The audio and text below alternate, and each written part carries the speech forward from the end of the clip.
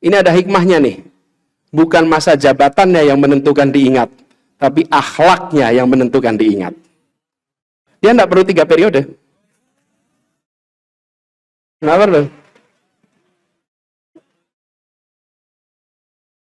Dia cukup 2,5 tahun. Ini pelajaran penting bagi kita semua. Jadi bukan lamanya menjabat, bukan lamanya bertugas, tapi apa yang dikerjakan pada saat bertugas. Dan dia tidak meninggalkan infrastruktur yang kita ingat sampai hari ini.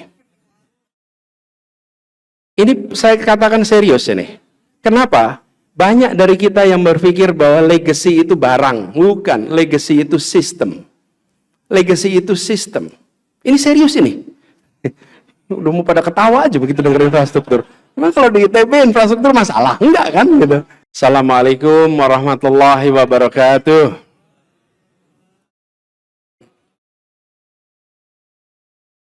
Alhamdulillahirabbil alamin. Wassalatu wassalamu ala sayyidina Muhammadin wa ala alihi wa ashabi ajmain. Rabbi shrah li sadri wa yassir li amri wahlul 'uqdatam min lisani yafqahu qawli. Raditu billahi rabba wa bil islami dina wa bil Muhammadin nabiyya wa rasulah. Rabbi zidni ilman warzuqni fahma. Amin. Amma ba'du. Jamaah sholat tarawih, jamaah sholat tarawih Masjid Salman rahimakumullah. Alhamdulillah, kita bersyukur hadirat Allah Subhanahu wa taala. Malam hari ini diberi nikmat sehat, bisa bersama-sama hadir di masjid ini.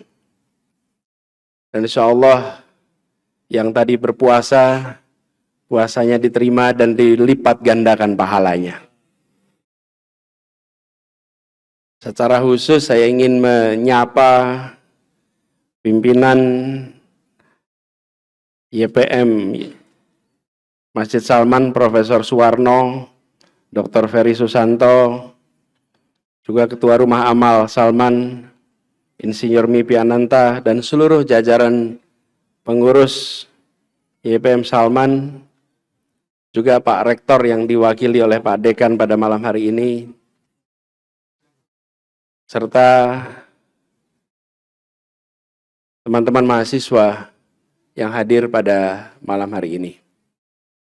Alhamdulillah, saya bersyukur bisa kembali ke ITB. Karena akhir-akhir ini tidak semua kampus bisa didatangi.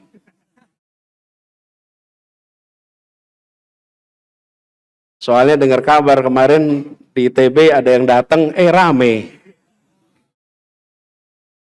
Alhamdulillah malam ini teduh kalau di masjid ya. Tapi memang saya datang ke ITB ini nggak sendirian nih. Saya datang ditemani oleh beberapa alumni ITB. Karena dulu itu saya nggak berani daftar ITB. Saya dulu kalau lihat ITB itu udah jauh aja gitu. Kira-kira kalau daftar susah nih. Daripada tercatat pernah tertolak, lebih baik jangan daftar gitu kan. Soalnya belum punya paman waktu itu. Iya. Kalau ada paman kan siapa tahu ada jalur langsung ya kan. Tapi waktu itu juga jalur paman belum ada. Belum ada MK waktu itu. Belum ada. Jadi saya bilang, udahlah nggak usah daftar dah, daftarnya di yang deket-deket aja. Jadi waktu balik sini, saya minta ditemenin nih. Saya ditemenin sama dulu tokoh reformasi ITB, mahasiswa ITB nih, Bung Widi Aswandi nih, di sini nih. Kelihatan kamera dong. Nanti dimintai pertanggungjawabannya atas reformasi gitu. Ya, sama Heri Darmawan dulu ke presiden. Dia sudah jadi presiden sebelum ada presiden di Republik Indonesia nih, Heri Darmawan. Penerbangan, kalau Mas Widi apa Widi? Planologi. Dan Prof. Zulfikar Amir, yang sekarang kabur aja dulu. Karena dia jadi profesor di Nanyang Technological University. Emang kalau ITB mainnya gitu. Agak jauh, Prof. Dan bersama saya juga ikut Ketua Gerakan Rakyat, Bung Syahrin Hamid, yang juga alumni Bandung. Alumni Bandung juga. Nah, malam hari ini saya dapat tugas. Temanya itu, saya bilang ketika terima undangan dari Masjid Salman, selalu judulnya berat gitu. Kayak ujian doktor. Islam, kepemimpinan Gen Z, dan masa depan peradaban. Oh, coba minta tolong AI aja belum tentu bisa itu. Iya, sampai begitu. Berat betul. Jadi saya mikir nih, gimana jawabnya nih? Islam, kepemimpinan Gen Z, dan masa depan peradaban. Tapi, kalau ringan-ringan saja, itu namanya bukan ITB. Kalau di Bandung, udah kuliah jauh-jauh, barangkali bukan hanya ITB. Dari mana-mana datang ke sini, ya berpikirnya yang serius. Saya tadi sempat ngobrol sama teman-teman yang kuliah di sini. Memang di kampus ini katanya kalau tahun-tahun pertama, kedua, ketiga bisa dibedakan dari pakaiannya. Tahun pertama Mesir serba rapi. Kelihatan kiriman orang tua masih lancar. Mulai kedua, ketiga, mulai agak kusut. Mulai tahun terakhir, antara pakaian tidur dan pakaian kuliah sama. Karena tidurnya di kampus. Nggak tahu fenomenanya masih sama apa tidak nih. Tapi yang jelas, ini bukan soal berat dan ringan. Ini soal pertanyaan untuk masa depan. Dan kalau kita lihat, Islam ini turun bukan sekedar untuk mengatur ibadah, tapi untuk membentuk tatanan hidup yang memuliakan manusia, yang memuliakan struktur. Kita menyebutnya sebagai adil, beradab, berpengetahuan, berpembelajar. Dan umat Islam punya tanggung jawab ini. Karena itu diberikan status sebagai terbaik. Kuntum khairan ummatin uhrijati linnas ta'muruna bil ma'ruf wa tanhauna 'anil munkar wa tu'minuna billah. 3 langsung. Kita ini dapat status terbaik. Bicara peradaban, tugas itu bukan tugas pribadi. Begitu dikatakan bahwa kalian adalah umat terbaik, maka ini artinya kedudukan yang secara norma jangan dipandang sebagai privilege, tapi kedudukan yang mendapatkan tanggung jawab. Tanggung jawab untuk apa? Menyuruh pada yang ma'ruf, mencegah pada yang munkar, dan beriman kepada Allah. Dan frasa uhrijatil linnas menandakan orientasinya itu keluar, bukan hanya kepada diri pribadi. Jadi bukan eksistensi umat, bagaimana umat untuk peradaban. Dan pegangannya wa tu'minuna billah, akarnya pada iman. Kualitas peradaban itu dibangun dari tauhid yang melahirkan akhlak, yang menghadirkan keadilan, dan memberikan rasa amanah di dalam seluruh struktur peradaban. Ekonomi, politik, ilmu, budaya. Dan iman yang benar melahirkan visi rahmatan lil alamin. Apa artinya? Syariat yang ada, sistem sosial diarahkan untuk kemanusiaan, untuk keadilan, dan untuk kemaslahatan. Dan ketika bicara amar ma'ruf, maka kita bicara tentang membangun institusi, membangun struktur. Ini yang menarik saudara sekalian. Teman-teman sekalian, kalau kita bicara tadi peradaban, ini dalam bahasa Indonesia. Dalam bahasa Inggris ada istilahnya civilization. Ini menarik nih. Apa menarik itu? Karena yang satu, dalam konteks bahasa kita, peradaban itu cermin atas adab, cermin atas nilai, cermin atas tingginya perangkat nilai kemanusiaan. Di dalam konteks bahasa Inggris yang civilization, maka konteksnya agak beda. Di situ dibicarakan tentang manusia, kelompok manusia, warga, yang kalau kita lihat akar penjelasannya, maka dia menjelaskan tentang struktur perkotaan, struktur negara. Jadi ada dua komposisi yang saya ingin bahas sedikit di sini. Kenapa saya sampaikan ini perlu kita bahas? Karena dalam kenyataannya, ketika kita bicara tentang kesalehan pribadi dan tanggung jawab kita untuk membangun peradaban, maka kesalehan itu harus lahir di dalam struktur masyarakat yang ada di sekitar kita. Pribadi yang saleh, tapi terputus dari urusan publik, hanya akan menghasilkan kebaikan-kebaikan kecil yang tercecer. Sementara Islam menuntun kita untuk menghubungkan antara akhlak pribadi dengan struktur. Hukum yang adil, ekonomi yang manusiawi, budaya yang memuliakan dan memberdayakan yang lemah. Kita ingat pernah ada seorang khalifah namanya Umar bin Abdul Aziz. Kesalehan pribadinya tidak berhenti di dalam dirinya dan di dalam lingkungan dekatnya, tapi dia terjemahkan dalam bentuk apa? Reformasi pajak, pemulihan hak tanah. Sehingga pada masa itu sampai dikisahkan sangat sulit mencari orang yang berhak menerima zakat. Ini contoh bagaimana akhlak individu diterjemahkan menjadi sistem yang adil.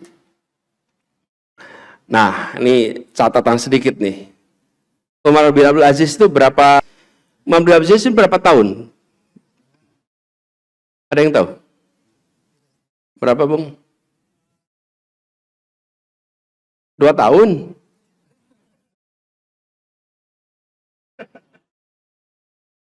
Leres? 60 tahun. Saya beri ilustrasi ya. Rasulullah berapa mimpin di Madinah? Ya, 10 tahun. Kemudian 4 khalifah berapa tahun? 29 tahun. Itu 39 tahun. Ya, 39 tahun. Itu masa golden era. Betul nggak tuh? Ini 2,5 tahun. Tapi diingat sampai 13 abad kemudian. Ini ada hikmahnya nih. Bukan masa jabatannya yang menentukan diingat, tapi akhlaknya yang menentukan diingat. Dia tidak perlu 3 periode. Kenapa perlu? Dia cukup 2,5 tahun. Ini pelajaran penting bagi kita semua. Jadi bukan lamanya menjabat, bukan lamanya bertugas, tapi apa yang dikerjakan pada saat bertugas. Dan dia tidak meninggalkan infrastruktur yang kita ingat sampai hari ini. Ini saya katakan serius ini. Kenapa? Banyak dari kita yang berpikir bahwa legacy itu barang. Bukan, legacy itu sistem. Legacy itu sistem. Ini serius ini. Udah mau pada ketawa aja begitu dengar infrastruktur. Memang kalau di ITB infrastruktur masalah? Enggak kan? Gitu. Ini serius. Kenapa? Karena diterjemahkan kesalehan individu menjadi struktur. Itu yang tadi saya katakan. Menjadi peradaban. Peradaban dibangun di kawasan urban. Oke? Tidak ada peradaban dibangun di kawasan pedesaan. Kalau ada, saya mau lihat contohnya. Tidak ada. Bahkan Islam sekalipun, Islam itulah adalah agama perkotaan. Karena dibangunnya di kawasan urban. Di mana itu? Makkah dan Madinah. Makkah pusat perdagangan. Madinah yang namanya Yathrib berubah menjadi Madinah Al-Munawwarah. Menjadi tempat di mana sebuah civil society itu terbangun. Dan peradaban ini nggak lahir dari ruang yang hampa. Dia lahir di jalan, dia lahir di, kalau sekarang, di kampus, di pasar, di masjid. Jadi ketika tadi satu sisi, civilization itu adalah civilized community. Kemudian kita bicara peradaban itu orang-orang yang membawa adab yang luhur. Maka ruang untuk latihan membangun peradaban itu ada di sekitar kita. Dan kampus harus menjadi salah satu tempat, ruang untuk melatih tumbuhnya peradaban. Peradaban itu, kalau dibuat rentetan latihan, diajarkan, dibiasakan, jadi kebudayaan, jadi peradaban. Gitu urutannya. Apa urutannya? Diajarkan, dibiasakan, jadi kebiasaan. Setelah kebiasaan apa? Jadi kebudayaan, kemudian jadi peradaban. Ketika masih di level kebiasaan, ini masih level individu. Ketika kebiasaan dikerjakan kolektif, dia menjadi budaya. Ketika budaya menjadi hampir permanen, dia menjadi peradaban. Karena itu, antri yang tertib, tepat waktu, jaga kebersihan, tidak mengambil barang orang lain, itu bagian dari peradaban. Nah, ini ngomong-ngomong soal tidak mengambil barang milik orang lain. Sering kita mendengarnya. Soalnya begini, ini bagi yang hadir semua di sini, tolong nanti ketika pulang, HP-nya dipegang erat-erat. Karena tahun lalu saya dengar ada 26 HP yang hilang. Jadi saudara-saudara semua di sini yang berniat ngambil HP, tolong dihentikan niat itu. Ya, 26 yang hilang. Saya sempat sampai tadi sama teman-teman Google, kenapa kalau sering ada acara di Bandung kok suka ada copet? Apa yang terjadi? Saya cari di koran itu ada koran Merdeka. Sampai berapa tahun yang lalu, udah agak lama sih, pernah ada musyawarah copet di Bandung. Coba dicek, di merdeka.com tuh ada tuh. 300-an. Dan musyawarahnya membahas tentang pembagian wilayah kerja. Supaya tidak saling mengganggu. Nah itu jelas copet. Kalau pengambil kebijakan, itu berbahaya tuh. Itu berbahaya tuh. Tapi itu semua peradaban. Terus sekalian kita melihat hari ini bagaimana dunia melihat Jepang dengan kagum. Dalam suasana dihantam tsunami, mereka tetap antri untuk makan. Di dalam suasana keseharian, ketertiban, kebersihan. Ini contoh bagaimana kebiasaan diruntutkan jadi budaya dan jadi peradaban. Nah, kualitas kawasan urban itu mencerminkan nilai warganya. Dan pertanyaan sekarang ini, kenapa saya sampaikan soal urbannya agak penting? Karena Indonesia ke depan adalah Indonesia yang penduduknya berada di kawasan urban. Tahun 2000, 42% penduduk Indonesia tinggal di kota. Tahun 2000. Tahun 2024, 24 rasanya, itu lebih dari 62% tinggal di perkotaan. Coba bayangkan lompatannya dari 42 menjadi 62% dalam waktu 20 tahun lebih sedikit. Diprediksikan tahun 2050 75% akan tinggal di kota. Dugaan saya lebih awal dari 2050 sudah 75%. Sehingga tatanan di perkotaan ini harus secara serius diantisipasi dari sekarang. Kalau kita tidak lakukan, mungkin semua kota akan mengalami problem yang dialami kota-kota lama di Indonesia. Kota lama itu apa? Jakarta, Bandung, Semarang, Surabaya, Medan, kota lama nih. Itu kita punya masalah apa? Kemacetan, betul tidak? Betul. Apalagi selain kemacetan? Banjir. Apa? Pungli. MBG sih bukan itu. Kamu ini loh, saben ada kesempatan langsung diambil. Koperasi, ya. Ini ada aspirasi terpendam ini ya. Iya.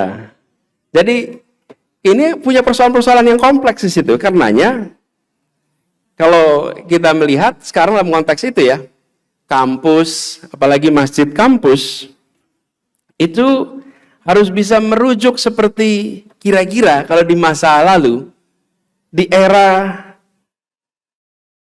Abbasiyah di Baghdad. Dulu ada tempat namanya Baitul Hikmah. Baitul Hikmah.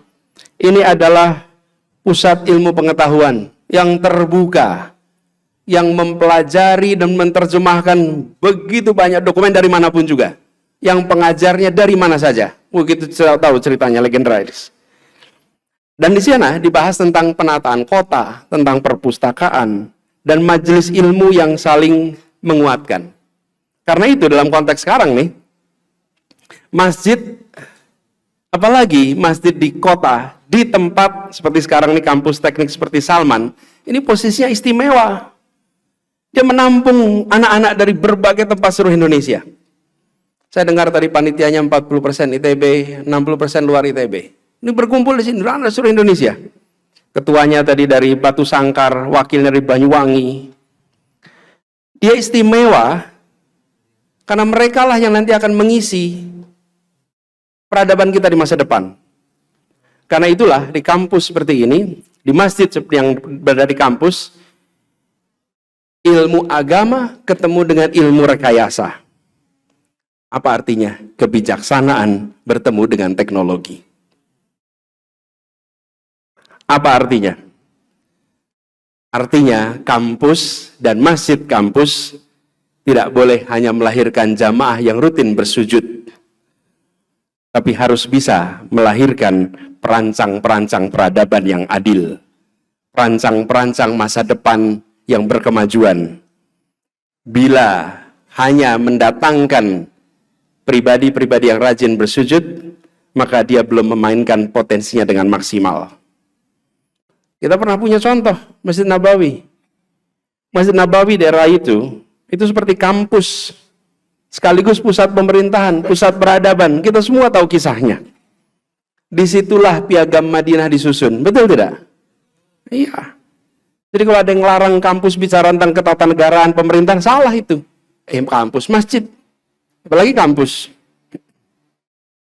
Dan di sini, yang dibangun apa?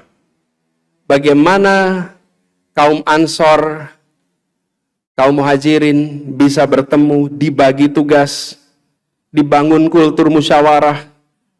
Ini model awal bagaimana masjid memproduksi, merancang, mengarsiteki sebuah tatanan masyarakat. Bukan jamaah yang pasif. Bahkan saudara-saudara kita perhatikan ya. Kita tidak bicara era sekarang, kita bicara abad ke-7. Abad ke-8.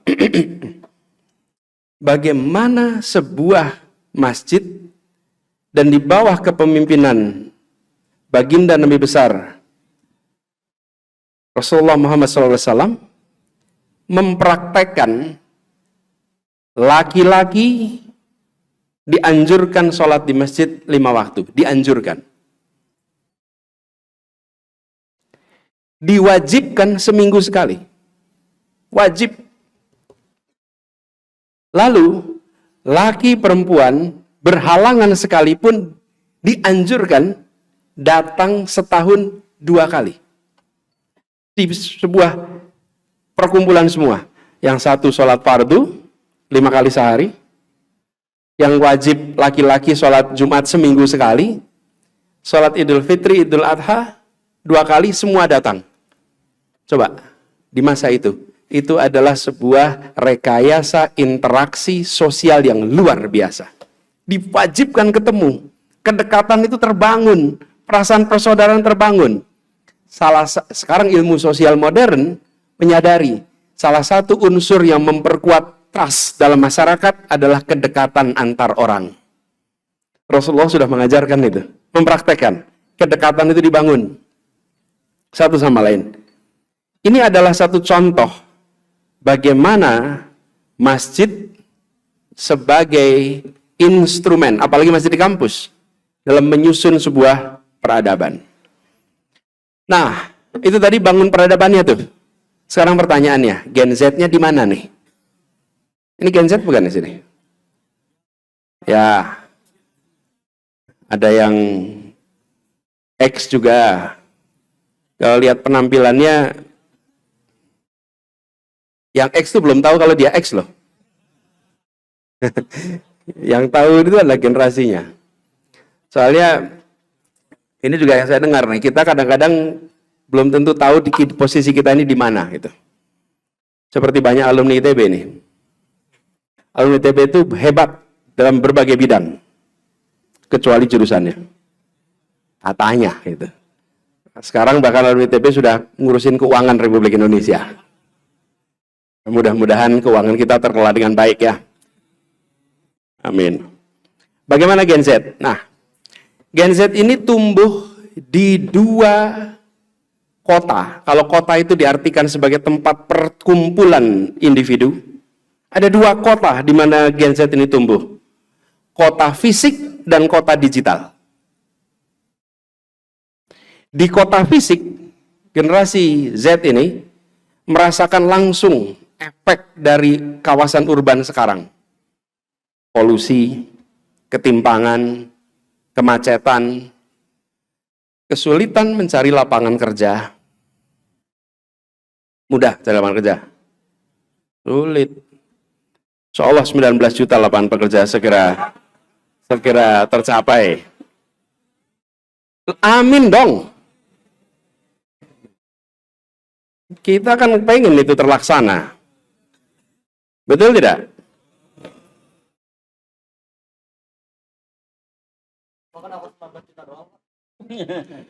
Iya, saya dengernya juga gitu. Dia tanya kenapa 19 juta aja gitu. Ya pengennya sih lebih banyak lagi. Nah, cuman kutipannya 19 juta. Kita hanya bisa menagih janji yang diucapkan. Kita tidak bisa menagih pikiran yang ada dalam gagasannya. Nggak bisa nagih. Sampai mana tadi? Ini kalau udah melesetnya agak repot kita balikin. Oh, Gen Z di dua kota nih. Jadi di kota fisik dia ketemu tantangan tadi, lapangan pekerjaan yang sulit, polusi, ketimpangan dan lain-lain. Di dunia digital, di kota yang kedua, generasi ini ketemu dengan banjirnya informasi, dominasi algoritma, dan standar keberhasilan yang ditentukan oleh like dan views. Betul nggak tuh? Iya. Mengekspresikan sesuatu, tunggu seberapa besar like dan views-nya. Kalau dulu kita bicara tentang pusat peradaban itu berada di tempat yang kita lihat secara fisik, seperti kawasan pusat kota, kawasan pasar. Hari ini, pasar gagasan dan pasar identitas itu bergeser ke layar digital kita. Disinilah kemudian saya melihat generasi Z Muslim harus belajar untuk bisa berperan di kedua kota ini tanpa kehilangan kompas. Kenapa ini perlu dikerjakan? Karena tanpa disadari, ataupun disadari tapi dibiarkan, kota digital ini sedang mendikte apa itu yang namanya keren, mendikte apa itu yang namanya berhasil, mendikte apa itu namanya hebat. Di situ ada dorongan konsumtivisme yang luar biasa. Instan. dan seringkali periferial dangkal. Di sisi lain, ketika kita bicara tentang Islam, maka kemuliaan itu tidak ditandai dengan hal-hal yang sifatnya artifisial. Tapi kemuliaan itu ditandai dengan ketakwaan. Bahkan puasa kita, tujuan kita berpuasa untuk apa? Untuk takwa. Ya ayyuhalladzina amanu kutiba alaikumusiyam kama kutiba alal ladzina min qablikum la'alakum tattaqun. Kita didorong untuk meraih, nah sementara puasa tidak kelihatan. Anda mau posting lagi puasa? Nggak bisa. Mau nunjukin, gimana? Nggak bisa. Nggak ada yang bisa ditunjukkan. Kemuliaan tidak ditentukan oleh yang kota digital itu tunjukkan. Tapi diwujudkan dalam apa? Ketakwaan hari ini, kalau boleh saya memberikan interpretasi lebih jauh dari ketakwaan. Ketakwaan dalam konteks sekarang ini adalah hidup berintegritas, bekerja dengan kompetensi, dan bagi yang memegang kewenangan, tanda takwa itu apa? Berpihak pada yang lemah, menegakkan keadilan. Karena itu tugas kita semua sama-sama menggeser tren ini, di mana keren baik itu bukan lagi sekedar banyak pengikut, tapi yang paling banyak manfaat dan paling besar tanggung jawabnya. Karena itu, kalau kita lihat tokoh-tokoh lama yang sampai sekarang masih kita rujuk, ilmuwan-ilmuwan menonjol di peradaban Islam seperti Ibnu Sina, Al-Khawarizmi, dan lain-lain, mereka tidak sekedar tenar, mereka tidak sekedar terkenal, tapi dihormati karena karya-karyanya menyelesaikan masalah yang ada di masyarakat. Dari mulai persoalan kesehatan, kedokteran, sampai matematika. Inilah tipe influencer peradaban yang layak untuk kita adaptasi. Ini influencer peradaban yang layak kita adaptasi. Nah, ke depan pertarungan peradaban ini adalah juga pertarungan narasi. Siapa yang mendefinisikan kemajuan, kesuksesan, bahkan makna agama? Yang bisa mendefinisikan, yang bisa merumuskan narasinya, itu nanti yang akan menentukan dominasi di dalam pembangunan peradaban. Tantangan kita di generasi baru, kita ketemu dengan Gen Z yang belum tentu gemar membaca, belum tentu suka menulis, belum tentu suka berpikir kritis, dan mudah jadi konsumen narasi.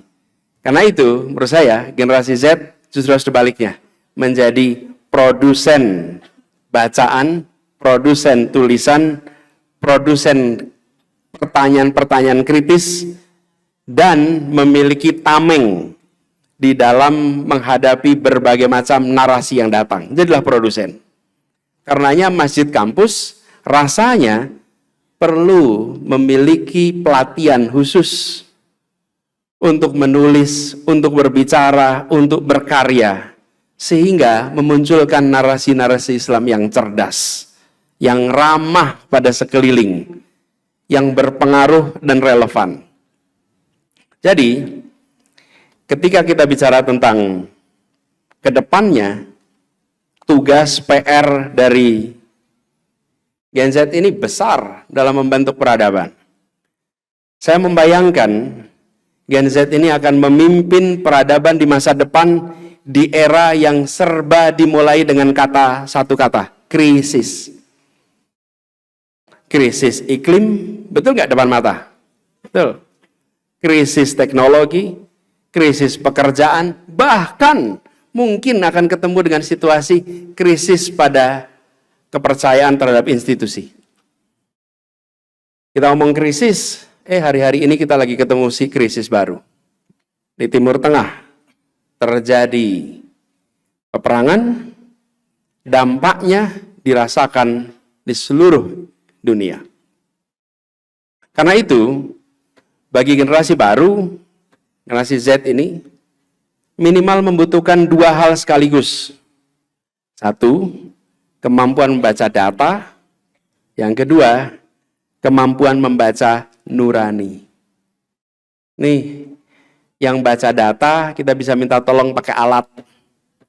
Alatnya berkembang terus nih. Yang baca nurani, nggak ada alat yang bisa gantiin nih. Nggak bisa nih.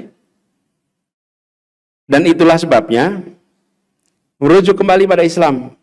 Islam mengajarkan keseimbangan antara fikir dan zikir. Yang membaca data pakai fikir, yang membaca nurani pakai zikir. Disitulah kemudian kita akan bisa mendapatkan generasi baru, generasi Z ke depan, yang membuat keputusan-keputusan, langkah-langkah dengan ilmu yang kuat, tapi juga dengan kesadaran bahwa keputusan apapun pada waktunya adalah amanah yang harus dipertanggungjawabkan. Ini pada masa COVID kemarin, saya pernah mengerujuk ini agak sering. Kenapa? Ada wabah di era Umar bin Khattab. Pada waktu ada wabah. Lalu kita melihat Khalifah Umar ini memberikan keputusan melarang orang-orang untuk memasuki wilayah wabah, menghentikan orang keluar masuk. Pada masa itu belum ada lab seperti sekarang. Ilmunya mungkin terbatas. Tetapi ini adalah perpaduan bagaimana pemahaman sebab akibat dan keyakinan atas takdir itu dikombinasikan sehingga kalau dalam bahasa sekarang namanya karantina wilayah. Pada waktu itu belum ada istilah karantina wilayah. Tapi contoh, bagaimana fikir dikombinasikan data dengan nurani. Nah, ke depan saya melihat ada proyek besar bagi generasi baru. Bagi generasi Z yang hari ini berumur 20-an, insya Allah di tahun 2045, 100 tahun Indonesia Merdeka akan jadi pengambil keputusan-keputusan utama. Amin.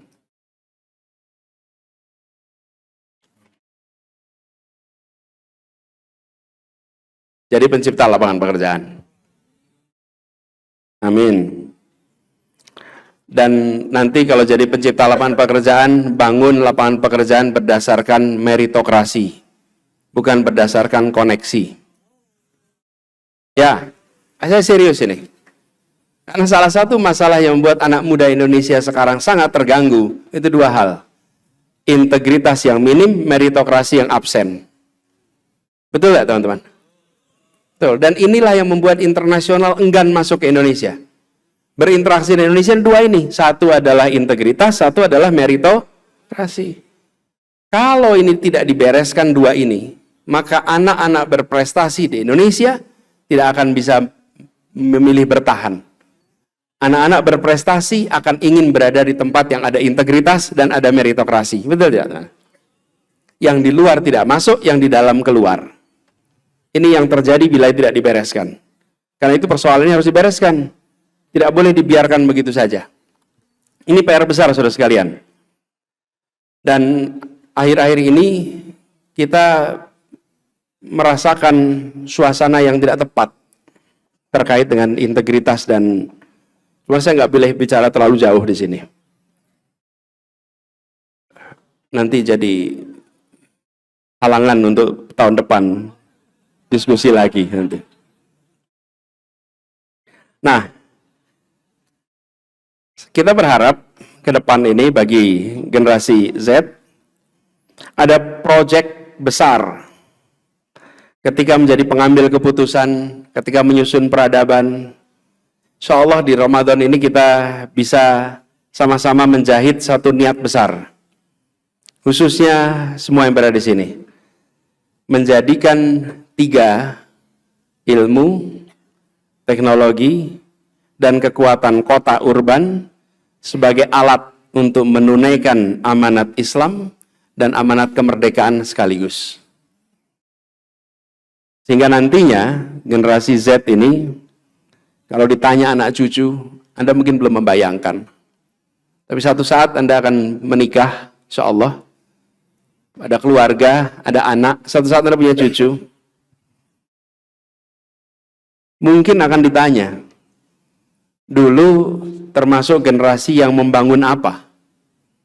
Insya Allah jawabannya, kami adalah generasi yang mengubah standar apa itu keren, mengubah standar apa itu wajah peradaban, mengubah standar, mengubah arah peradaban di Indonesia menjadi lebih adil, menjadi lebih meritokratik, menjadi berintegritas.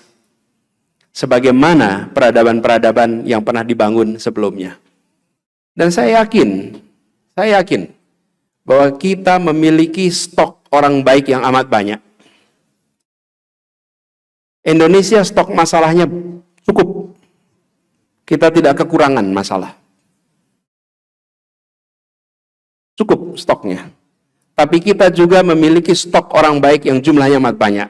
Saya menemukan begitu banyak, yang itu membuat saya optimis. Kalau kita menyaksikan Indonesia hari ini sering muncul banyak kabar buruk, kabar yang tidak menyenangkan, kabar baik ini kalah. Tapi orang baik tidak kalah. Hanya belum menang. Di berbagai tempat. Belum menang. Kenapa saya katakan belum menang? Di perusahaan-perusahaan kita. Praktek tak berintegritas masih di mana-mana. Betul tidak? Jadi kalau saya menang jangan terus bicaranya satu pemilihan, bukan. Ini di mana-mana, di kampus-kampus. Bahkan kita menemukan kampus di mana di situ ada praktek penulisan disertasi bermasalah. Oke? Kampusnya memilih kompromi daripada menegakkan integritas. Saya beri ilustrasi. Saya pernah berkuliah di sebuah kampus. Seorang mahasiswa doktor sedang ujian disertasi. Ujian akhir nih. Pada saat ujian akhir, kalau diambil PhD itu satu program barangkali 5 orang, 7 orang, sedikit. Semua yang pernah merasakan kuliah itu tahu. Ujiannya di mana? Ujiannya pinjam salah satu ruang dosen yang sedang tidak bekerja hari itu. Dia mengerjakan di situ. Pada saat dia menulis menulis jawaban, rupanya dia buka buku. Harusnya close book itu. Kenapa nggak ada yang mengawasi? Ya udah diasumsikan berintegritas, ambil PhD kok gitu. Kalau di PhD itu udah nggak curang lagi. Apa yang terjadi? Dia buka. Apa yang kemudian muncul? Tanpa direncanakan, si dosen yang punya ruangan rupanya ada barangnya yang ketinggalan. Jadi dia di rumah hari itu datang ke kantor mau ngambil buku dia. Ambil bukunya ke barang itu. Ketika dia buka, dia lihat si mahasiswa sedang ujian, karena dia ruang dipakai. Nyontek. Dia bilang langsung, sorry, saya lihat Anda, saya harus lapor. Dilaporkan. Tanpa babi bu, diberhentikan. Titik. Sudah kuliah 5-6 tahun lebih. Diberhentikan tanpa diskusi panjang lebar. Titik. Tidak ada kompromi. Apa yang terjadi? Semua memiliki keyakinan integritas dijaga tinggi. Hari ini kita kompromi terus pada yang disebut sebagai penyimpangan-penyimpangan. Kompromi terus. Dan semakin kita kompromi, standar kita makin turun, makin turun, makin turun. Akhirnya tidak ada lagi yang haram. Semua halal. Ketika kita turunkan itu. Kenapa? Karena yang memegang kewenangan seringkali takut. Takut apa? Kehilangan jabatan. Lupa, tadi saya katakan, setiap keputusan yang dibuat hari ini akan dimintai pertanggungjawabannya besok. Dan pertanggungjawabannya bukan di akhir masa jabatan saja. Dan ini PR terbesar kita hari ini. Ini harus dibereskan. Dan orang-orang baik, banyak sekali, mari berbondong-bondong pegang kewenangan. Karena itu orang baik dianjurkan. Kalaupun Anda tidak menyebut tak bermasalah dah. Nyebut orang baik itu kadang-kadang susah kita. Orang tak bermasalah. Jangan sampai orang tak bermasalah itu tidak pegang keputusan. Harus pegang keputusan. Di perusahaan, di kampus, di yayasan, orang-orang tak bermasalah, pegang kewenangan. Jangan takut. Jangan merasa, wah ambisius. Bukan. Kembalikan integritas. Supaya apa? Negeri ini dipercaya. Kepercayaan itu dia hilang. Saya berkali-kali menceritakan kisah Bang Imad, salah satu promotor utama di Masjid Salman ini ketika awal-awal Masjid Salman. Bang Imad itu menceritakan bagaimana dia percaya tanpa syarat pada orang namanya Bung Hatta. Saya pernah cerita itu kan.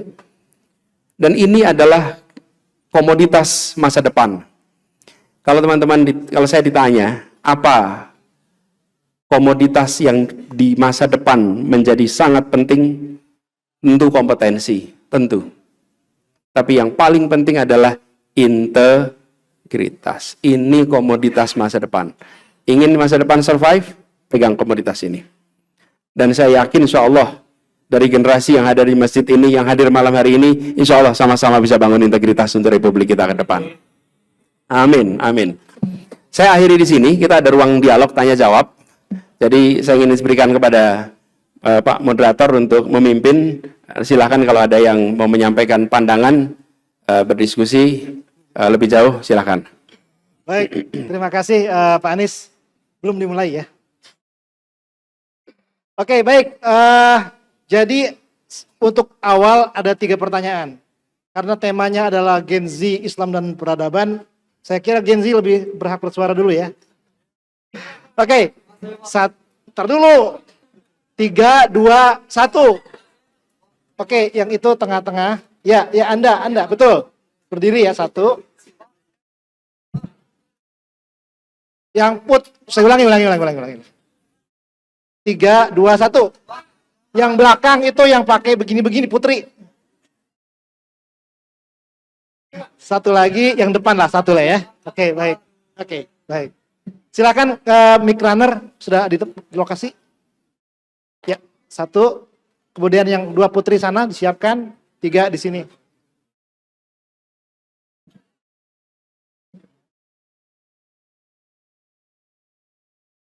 Langsung ya. Nama, dari mana, pertanyaan. 1 saja pertanyaannya, jangan 3. Bismillahirrahmanirrahim. Assalamualaikum Pak Anies. Waalaikumsalam warahmatullahi wabarakatuh. Perkenalkan, nama saya Mikdad Al-Fatih. Panggilannya? Mikdad. Ya. Saya seorang pengajar dan saya juga sekarang lagi menempuh pendidikan strata 2 di UPI. Nah, saya bukan dari ITB, saya dari UPI. Saya punya pertanyaan, saya setuju dengan statement Pak Anies bahwa komoditas yang paling penting di masa depan itu adalah integritas.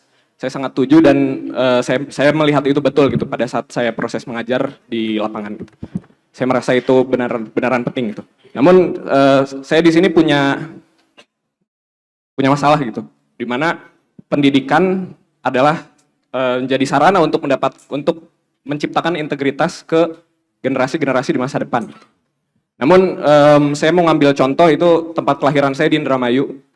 Nah, di sana sama, pendidikan, Indramayu juga ya? Pertanyaan langsung. Ya, ya di Indramayu di mana tingkat pendidikannya sangat rendah.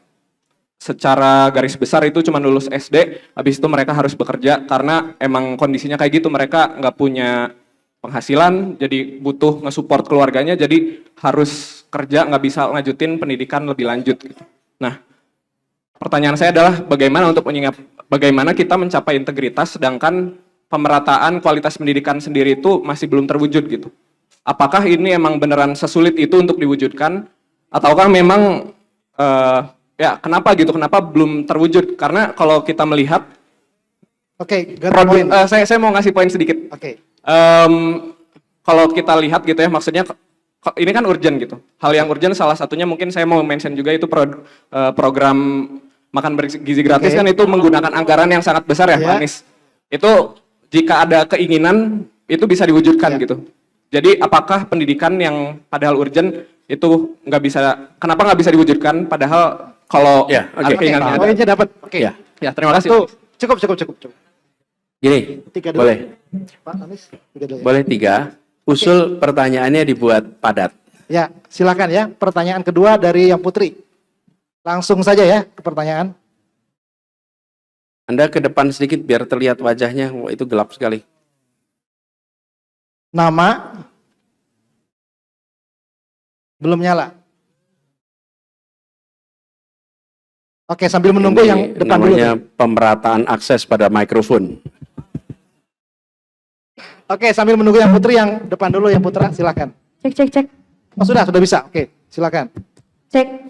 Bismillahirrahmanirrahim. Assalamualaikum warahmatullahi wabarakatuh. Waalaikumsalam warahmatullahi wabarakatuh. Perkenalkan nama saya Nui. Kebetulan Siapa saya tuh namanya? Nui. Nui. Kebetulan saya tuh gak ada niatan tarawih di sini karena ada targetan tarawih keliling ya. Tapi qadarullah diizinkan di sini karena lagi sibuk Alhamdulillah. juga. Pertanyaan langsung. Ya oke. Mungkin singkat aja kali ya. Di bulan Ramadan ini kita kan mengajukan ibadah ya, tapi banyak anak muda zaman sekarang sibuk dengan kuliah, kerja dan mengejar karir. Nah, menurut Pak Anies nih, bagaimana cara Gen Z bisa tetap produktif di dunia tanpa kehilangan semangat beramal soleh di bulan Ramadan ini? Alhamdulillah. Masya Allah. Terima kasih Mantap banyak. pertanyaannya. Yang ketiga, silakan.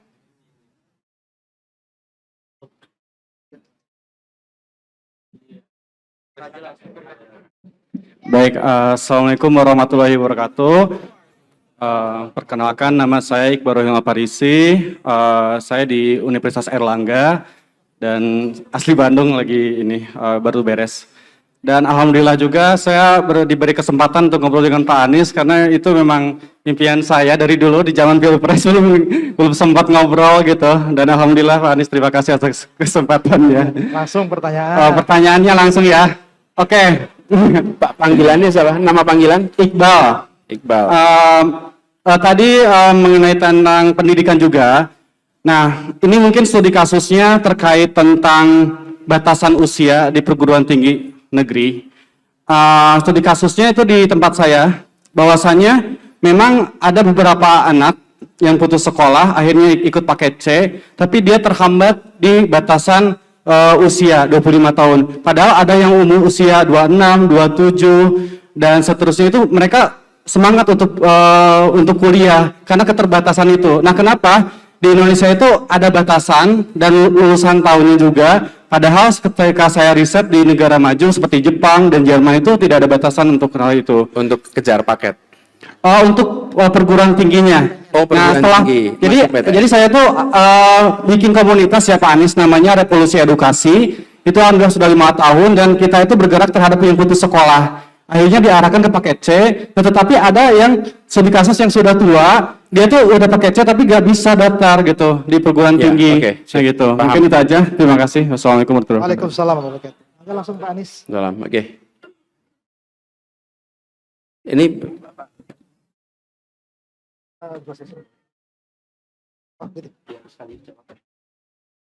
Oke, baik. Ini ada saya kesempatan. pikir gini, daripada 2 sesi, sekaligus ya pertanyaannya. Nanti saya bahas, saya balas sekalian. Tar dulu. Tar dulu.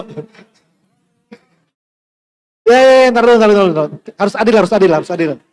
Disetarakan antara perempuan dan laki-laki ini. Nah, itu. Berarti sekarang jatahnya 2 perempuan ya.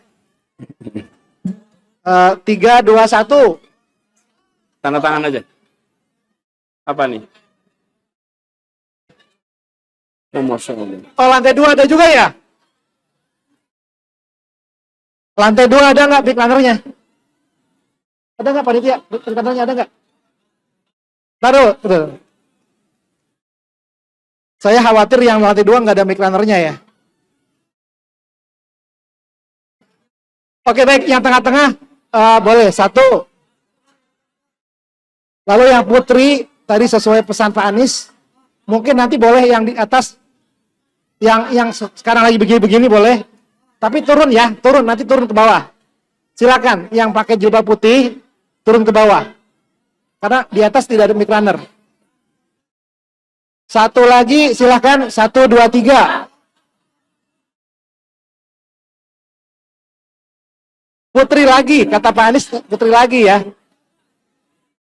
Yang pakai HP, boleh pakai HP yang begini-begini. Ya, silakan. Silakan. Mic runner-nya sudah menuju lokasi. Yang pertama yang putra, sudah ada? Mic runner silakan.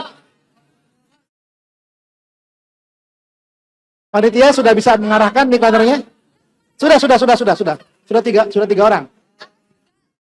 Ini yang depan ini. Ya silakan yang putri, tadi satu. Udah. Tadi yang pakai jilbab silakan turun ke bawah. Yang putri satu.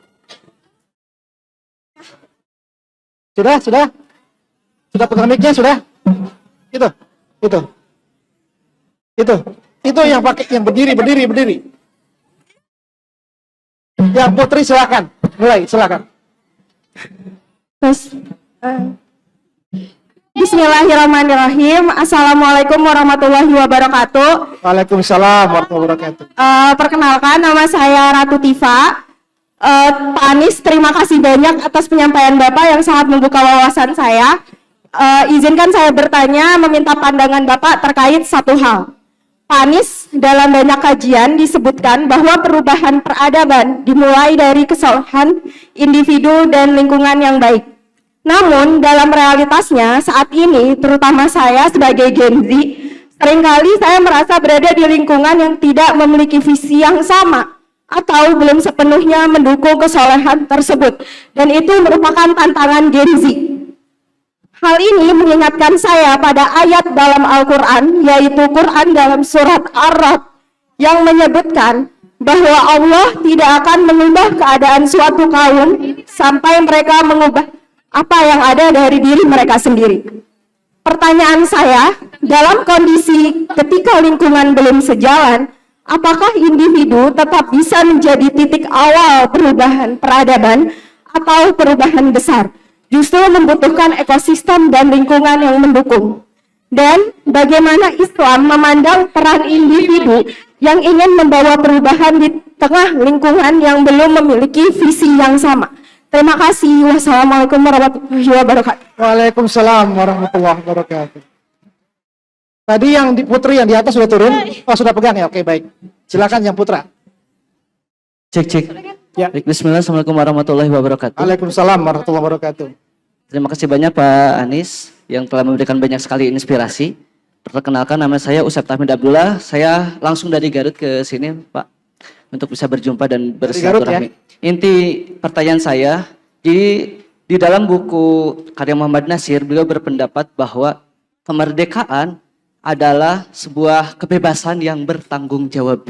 Ya. Tetapi kita ketahui bahwa Pak, banyak sekali case-case di mana kita itu harus bertanggung jawab pada apa yang tidak pernah kita sepakati atau kita lakukan. Contoh kemarin board office. Kemudian juga banyak sekali hal-hal yang kita itu tidak sepakati, tetapi Gen Z harus menanggungnya, apalagi hutang-hutang negara. Bagaimana tanggung jawab kita? Terima kasih. Ya. Mbak, maaf, boleh nggak namanya siapa sekali lagi tadi? Nama saya Usep Tahmid. Usep. Ya. Usep. Jadi pertanyaannya, kenapa saya harus ikut tanggung jawab atas keputusan-keputusan yang bukan saya ambil gitu? Betul. Begitu maksudnya? Ya, begitu. Contohnya? Contohnya board office, kemudian juga hutang negara yang bahkan Pak harus ditanggung oleh anak-anak gitu, kita di generasi kita, Pak. Oke, siap. Mohon tenang, ini di masjid ya. Tolong yang putri silakan. Assalamualaikum warahmatullahi wabarakatuh. Terima Waalaikumsalam kasih atas warahmatullahi kesempatannya Pak Anies. Penerangan, saya Balki Sabita Saki. Saya pelajar di SMA Negeri Bandung, salah satu SMA di Bandung. SMA mana? SMA Negeri 8 Bandung. Gen Z, betul SMA ini. 8. Ini mana nih anaknya? Ini di atas Pak. Di atas, Pak. Oh, di atas. Oh ya, oke. Izin menyinggung sedikit terkait Iran yang sedang berperang dengan imperialis dan Zionis, yaitu Amerika Serikat dan Israel. Iran seperti yang kita ketahui adalah Islam Syiah. Namun banyak netizen di Indonesia yang menganggap Syiah adalah sesat dan tidak perlu didukung. Bahkan ketika ada yang menganjurkan Syiah dan Sunni bersatu, ada yang mengatakan bahwa antara hak yang batil tidak mungkin bersatu, seolah Syiah adalah batil. Sedangkan Nabi Muhammad sendiri mewajibkan seluruh umat Islam untuk bersatu melawan kezoliman. Pertanyaan saya adalah, bagaimana tanggapan Bapak mengenai hal itu? Karena kaum muda, termasuk saya sendiri, terkadang bingung dan risih akan statement tersebut. Terima kasih Bapak. Namanya Balkis ya? Balkis, Pak. Balkis, oke, terima kasih. Baik, mangga Pak Anies, Assalamualaikum pertanyaan. warahmatullahi wabarakatuh. Dan nanti di akhir Wah. acara yang bertanya boleh minta ke panitia ada goodie bag ya. Ya, nanti saya kasih buku, saya tanda tanganin buku buat Anda ya, yang tanya. Ya, ini pertanyaannya variasinya tinggi sekali. Dari yang bicara pendidikan, integritas, sampai yang ngeri-ngeri sedap soal perang nih. Nah, Mikdad. Tanya tentang bagaimana pemerataan pendidikan yang masih terbatas seperti sekarang diharapkan bisa punya integritas. Mana Mikdad tadi? Ah, itu dia. Pendidikan aja belum merata, bagaimana dengan integritas? Kalau boleh saya sampaikan, memang pendidikan kita belum merata dalam artian sekolah kita belum merata. Tapi pendidikan yang menyangkut integritas sebenarnya dilakukannya di usia yang amat dini. Karena itu kalau ada koruptor tertangkap, jangan tanya di mana dia kuliah, tapi tanya TK-nya dulu di mana. Karena, atau nggak TK mungkin ya. Kenapa? Karena ini adalah barang milik siapa? Itu pelajaran pra sekolah. Ini bukan milik saya, jangan diambil, itu pra sekolah. Karena itu sebenarnya bukan soal akses pendidikan, tapi kesadaran orang tua untuk melatihkan integritas. Seperti contoh, Lebaran, satu mobil pulang mudik. Di tengah jalan, ternyata tanpa sadar, si bapak yang nyetir melanggar lampu lalu lintas. Tanpa sadar nih, sekeluarga penuh di mobil. Berhenti. Ada polisi di situ. Perjalanan masih panjang. Lalu ayah mengambil keputusan. Saya damai aja dah. Saya selesaikan dengan damai. Supaya nggak usah urusannya panjang. Nanti saya harus sidang lagi di kabupaten ini. Jauh pula dari rumah saya. Karena ditilang di tengah jalan mudik. Apa yang dikerjakan? Dia nengok ke istrinya. Bu, siapin uangnya, Bu. Ada amplopnya nggak, Bu? Nggak ada amplop. Ya udah dah, dibungkus aja, bungkus. Tutup pakai tisu. Pegang. Salamin. Semobil menyaksikan. Dia sedang mendidik pada anak-anaknya bahwa aparat penegak hukum bisa dibayar. Di sananya mau juga terima. Tapi kan kenyataan di lapangan. Tapi kalau kemudian ayahnya begini. Oke, kita melanggar. Terima, Pak Polisi, tulisin tiket tilang.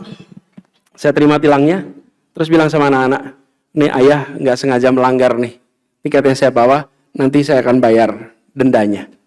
Seluruh rumah menyadari bapakku berintegritas. Bapakku nggak pernah menjual belikan hukum. Bapakku tidak termasuk yang merongrong kewibawaan Republik ini. Itu menurut saya harus ditumbuhkan. Jadi berintegritas ini jangan membayangkan di sekolahan saja, mulai di mana, di rumah. Dan begitu banyak dongeng di rumah, peristiwa di rumah yang tidak menjadikan integritas itu sebagai prioritas utama.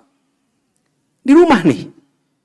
Karena itulah kenapa saya sering katakan yang disebut sebagai integritas itu didikannya awal. Ketika sudah kuliah, Anda ketika kuliah apa? Belajarnya di lab, belajar metodologi penelitian, betul nggak teman-teman? Belajar nulis paper, belajar. Dan pada saat itu, asumsi yang ada di seluruh proses adalah setiap orang di kampus berintegritas. Betul nggak? Ada kode etik di situ. Tapi asumsinya Anda berintegritas, sudah nggak perlu diawasin lagi. Karena di level itu. Nah, saya ini khawatir, ini tidak jadi prioritas. Soal integritas itu. Nah, pendidikannya di rumah dan di sekolah. Kebetulan dulu saya pernah berada di sebuah kampus, ngelola kampus jadi rektor. Bagaimanapun juga udah di kampus. Akhirnya waktu itu kami membuat mata kuliah anti korupsi. Wajib MKDU, mata kuliah dasar umum, 2 SKS, yang setiap mahasiswa harus ambil itu syarat lulus. Kenapa? Karena kami ingin mengisi di ujung proses. Udah terlanjur sampai kuliah. Kenapa? Apa yang terjadi? Begitu banyak mahasiswa pada masa itu, saya kira sampai sekarang, yang tidak lagi bisa membedakan mana praktek korup dan mana praktek tidak korup. Saking itu adalah kebiasaan rame-rame. Di lingkungan masyarakat yang bermasalah. Nah, ini saya sambungkan dengan pertanyaan seperti Tifa tadi. Mana Tifa tadi? Tifa tadi tanya, bagaimana kita membangun peradaban sementara disebut tadi bahwa untuk bisa membangun peradaban mulia itu dibutuhkan lingkungan-lingkungan yang sehat. Buatlah island of integrity. Buatlah pulau-pulau berintegritas. Kalau tidak bisa semuanya berintegritas, masuk kampus merasakan integritas. Masuk jurusan rasa integritas. Masuk di rumah ketemu integritas. Masuk di perusahaan ada yang integritas. Walaupun di luar, di pemerintahan barangkali belum berintegritas. Jadi minimal usaha kita itu membangun yang disebut sebagai islands of integrity. Seperti kepulauan, ada pulau-pulau yang berintegritas, ada yang belum. Tapi dengan begitu, maka akan merasakan tumbuh. Siapapun yang pernah berada di tempat dengan integritas, keluar dari situ pasti merasakan ketidaknyamanan. Pasti. Pasti. Dan berat itu berada dalam dua dunia bersamaan. Jadi, ketika Anda sampaikan tadi, bahwa kalau kita mau mengubah satu kaum, innallaha la yughayyiru ma biqaumi hatta yughayyiru ma bi anfusihim. Itu harus dikerjakan ya dari sedikit-sedikit. Bikinlah di tempat kita bekerja sebagai sebuah kawasan berintegritas. Mulainya di situ, tiba. Tidak bisa mulai dari semuanya, tapi mulai dari yang kecil. Rasulullah ketika memulai di Mekah, nama tempatnya apa? Darul Arqam. Dimulai di situ. Ya cuma gitu aja. Di tengah masyarakat jahiliyah. Di sini deh. Dibangun kesalehan. Kesalehan pribadi, kesalehan kolektif. Disitulah sahabat-sahabat awal ada. As-sabiqunal awalun bekerja bersama. Lalu akhirnya hijrah. Sampai akhirnya bisa membangun sebuah peradaban. Di Madinah. Mimpin 10 tahun di situ. Sesudah itu diteruskan. Jadi ada tahapannya.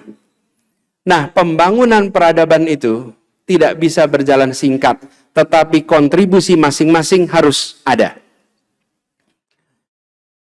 Saudara-saudara sekalian, kita seringkali akhir-akhir ini, apalagi kalau di pemerintahan, semuanya berpikir 5 tahunan. Bangun peradaban itu lebih dari 5 tahunan. Tembok besar Cina itu dibangun 300 tahun lebih. Borobudur yang di Jawa Tengah itu dibangun 130 tahun lebih. Semua yang sifatnya panjang, besar, menggambarkan pandangan peradaban. Hanya bangsa yang berasumsi eksis ribuan tahun, dia mau mengerjakan proyek lamanya 300 tahun. 300 tahun loh. Jadi yang membuat gambar tidak menyaksikan hasil. Nah, peradaban yang dibangun, yang sekarang merancang, belum tentu nanti menyaksikan hasil. Tapi kita, kontribusi di bagian kita. Itu kira-kira kombinasi ya, jawaban Mikdad sama Tifa. Kemudian ada pertanyaan dari Iqbal, gimana masuk PTN dibatasi umurnya? Sebenarnya itu bisa dibuatkan program-program yang sifatnya non-tradisional. Saya rasa bisa. Kalau sekarang sudah ada universitas terbuka juga. UT itu setahu saya tidak ada batasnya.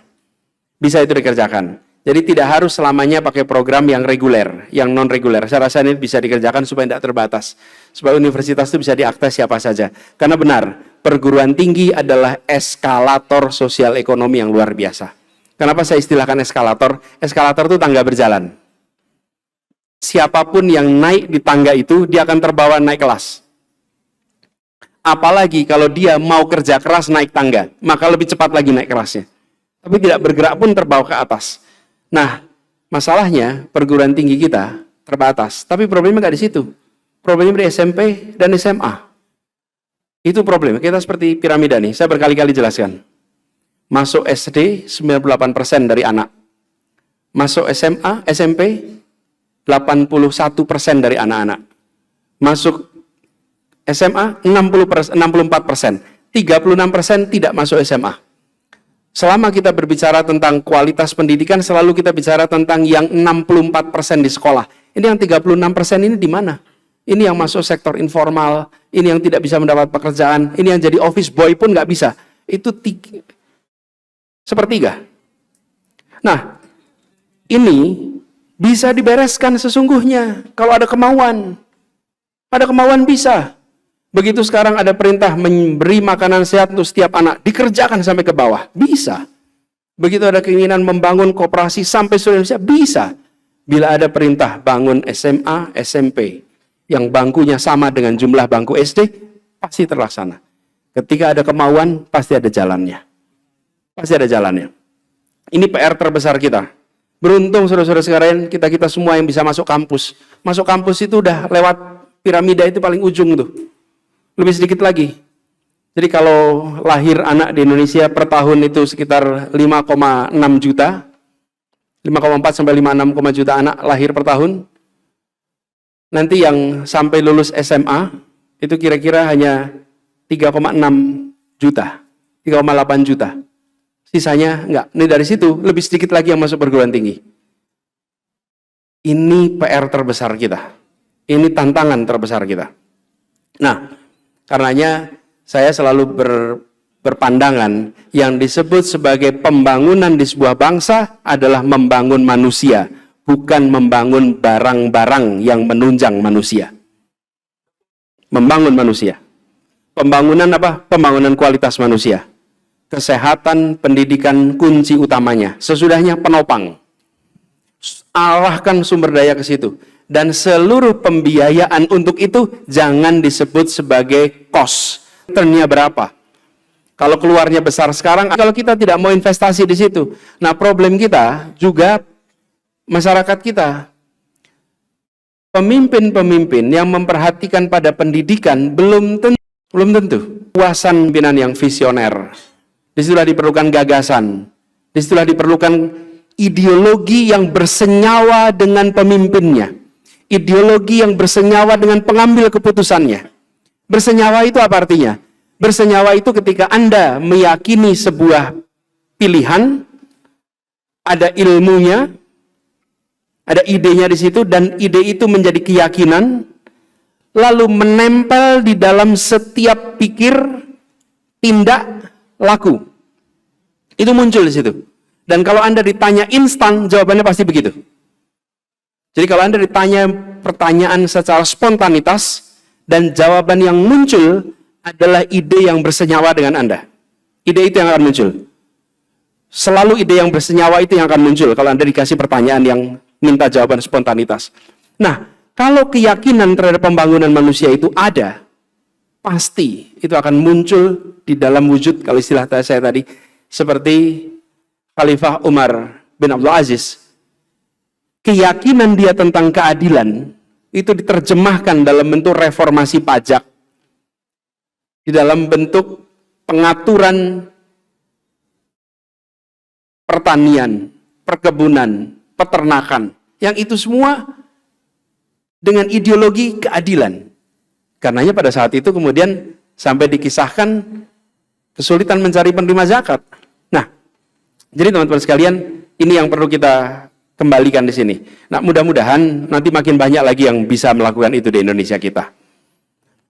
Ada pertanyaan nih, Nui, bagaimana tetap produktif ketika memanfaatkan Ramadan? Ujungnya perencanaan. Ramadan kita berapa hari nih? Ya, tergantung ya. Ini hari keberapa? Ya, tergantung mulainya. Mudah-mudahan berakhirnya sama. Tapi Ramadan ini kira-kira ya kalau nggak 29-30. 29-30. Ya sudah, Anda plot di sini. Waktunya dibagi. Semuanya adalah perencanaan.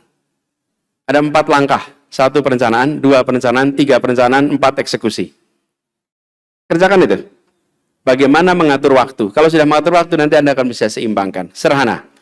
Bukan sesuatu yang mudah di dalam menuliskan, tetapi bisa dieksekusi. Anda susun rencananya, insya Allah bisa. Lalu ada pertanyaan tadi dari Usep.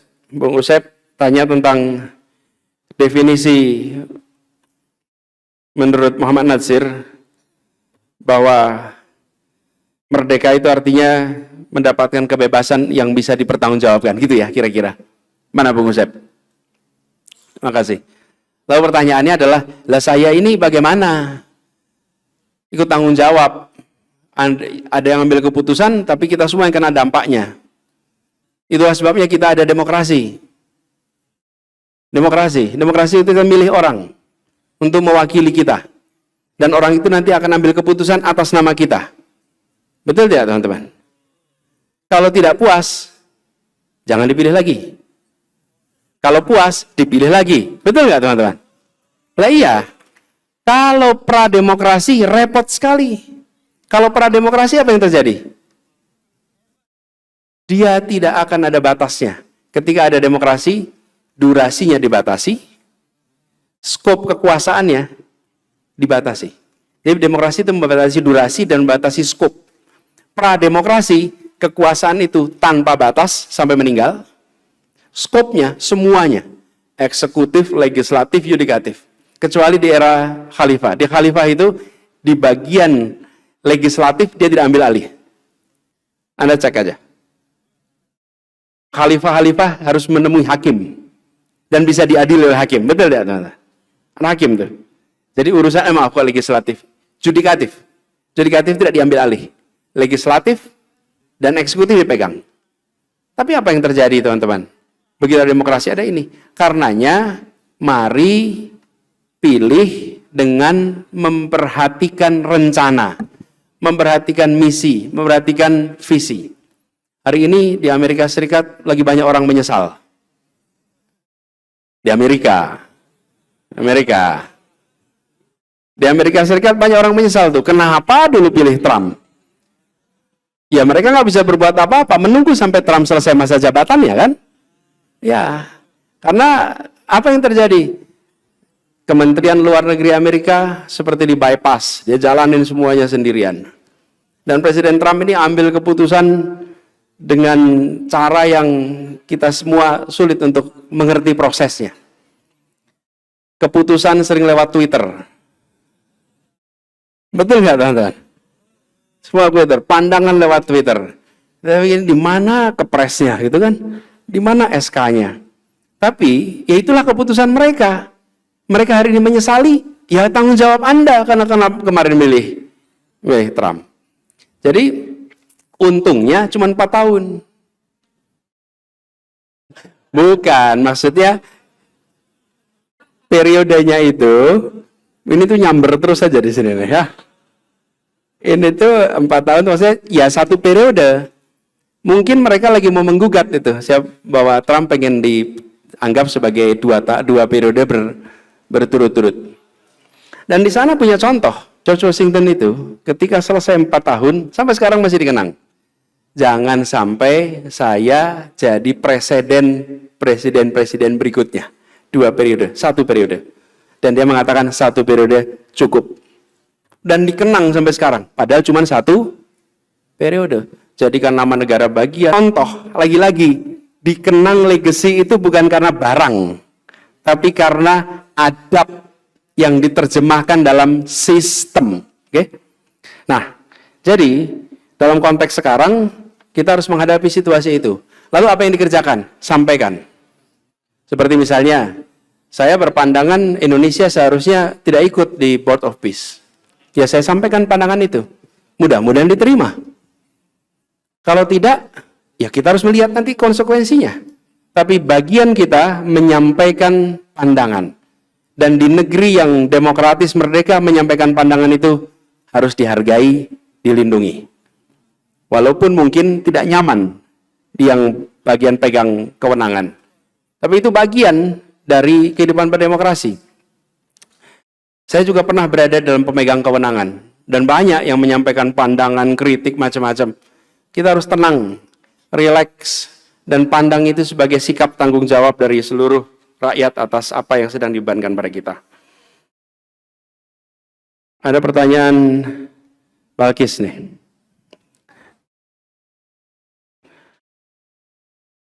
Bagaimana pandangan Bapak karena Iran adalah Islam Syiah dan tidak baik, keliru dan lain-lain. Lalu sekarang ada perang. Begini saudara sekalian. Kalau di jalan Anda menyaksikan ada orang berhenti menyerang orang lain, memukuli, membuli, bahkan menyiksa, apa yang Anda kerjakan? Lapor polisi, melerai, menghentikan, minimal menghentikan, dan mengecam yang melakukan serangan itu. Belum buru-buru tanya, Anda asal dari mana? Warga Bandung apa bukan? KTP-nya di sini apa tidak? Betul nggak teman-teman? Ketika Ukraine diserang oleh Rusia, apa yang terjadi di seluruh dunia? Mengecam tindakan Rusia, betul tidak? Mengecam tanpa tanya siapa penduduk di Ukraina. Tadi sore saya mampir ke depan gedung Merdeka. Kenapa? Karena kita semua ingat Dasasila Bandung, tapi sering tidak hafal isinya apa.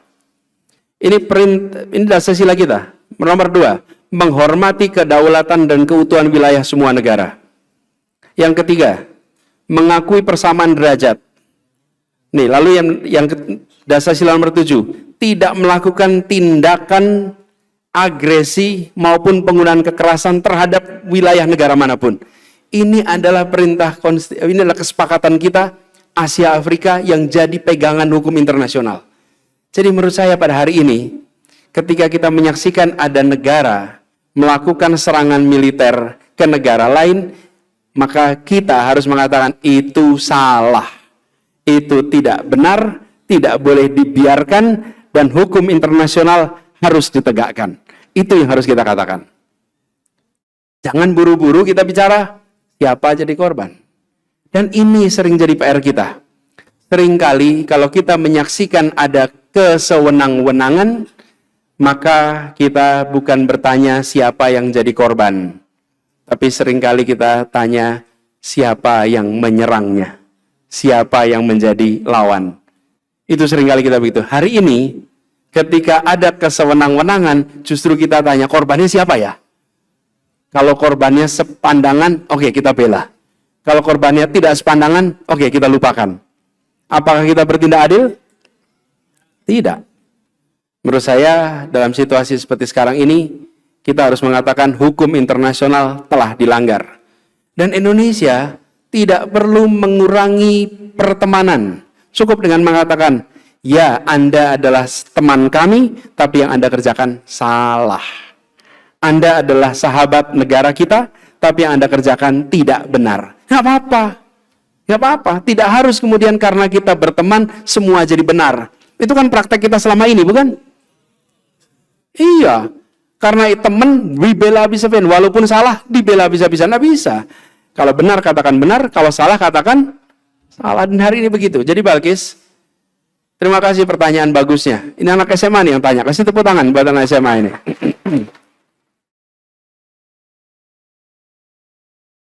Insya Allah nanti Balkis belajar hubungan internasional.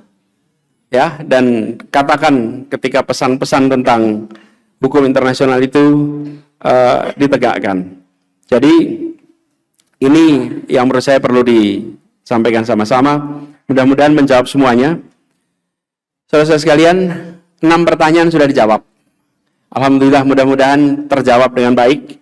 Saya menyampaikan terima kasih malam hari ini bisa berdiskusi, bertukar pikiran. Setiap pertanyaan adalah juga kesempatan untuk saya berpikir. Dan pesan terakhir, peradaban yang tinggi ditandai dengan masyarakat yang pembelajar. Pembelajar. Kalau dulu masyarakat industri, ekonomi maju, kalau sekarang pembelajar. Insya Allah kita menjadi bagian dari masyarakat pembelajar. Dan insya Allah peradaban ke depan yang dibangun generasi Z adalah peradaban yang membawa umat Islam kepada masa kegemilangannya. Terima kasih, kurang lebih mohon maaf. Wallahu muwaffiq ila aqwamit thoriq. Nasr minallah wa fatun qarib. Assalamualaikum warahmatullahi wabarakatuh.